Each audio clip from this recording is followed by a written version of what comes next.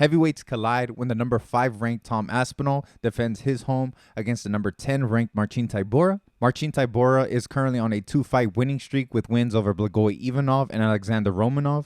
Tom Aspinall is coming off a loss to Curtis Blades where he would hurt his knee, and this will be his first fight since then. Marcin Tybura has been a staple of the heavyweight division since 2016 and still is, at 37 years old, a tough fight for anyone in the division. He's very well rounded, but not necessarily great at one specific thing. He has 8 wins by knockout or TKO, he has 7 by submission, and he's got 9 wins by decision. And he is as solid as they come. And he's going to have to be at his best because he's going up against a top prospect in Tom Aspinall. He's going to have to be at his best because he's facing a top prospect in Tom Aspinall, and he is facing him in his home, in his backyard. Tom Aspinall is coming off a pretty bad knee injury from his last fight against Curtis Blades.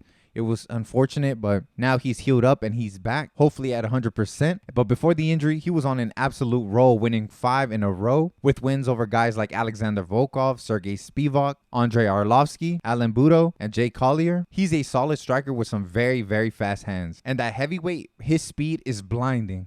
Don't get it twisted. He's got some good power to go along with it, but I think it's his speed that really makes a difference at heavyweight. But beside his speed, I think it's his grappling that really sets him apart from the other heavyweights. He's got some very slick jiu-jitsu skills. Shout out to his pops who taught him very early. He has 4 wins by submission, and the skill gap between him and the other heavyweights is pretty large in my opinion. So I do think he has a huge advantage there. It's not a foreign concept to Marcin Tybura to go in and stop those takedowns. He did that in his fight against Alexander Romanov, but I think Romanov and Aspinall are so different when it comes to their grappling. I think Romanov deals in explosive takedowns and heavy wrestling, while I think Tom Aspinall doesn't need to exert himself that much during his takedowns. He got some really slick takedowns, and I think Aspinall is a bit more technical. And Aspinall will be a much bigger submission threat than Alexander Romanov. So that being said, I'm going to have to go with Tom Aspinall by submission. I do believe that he will get a takedown, maybe multiple. And like I mentioned earlier, he got some tricky takedowns. He doesn't really need to go for a single or double. He can do trips and other stuff because his bag is that deep. And unlike the fight against Romanov,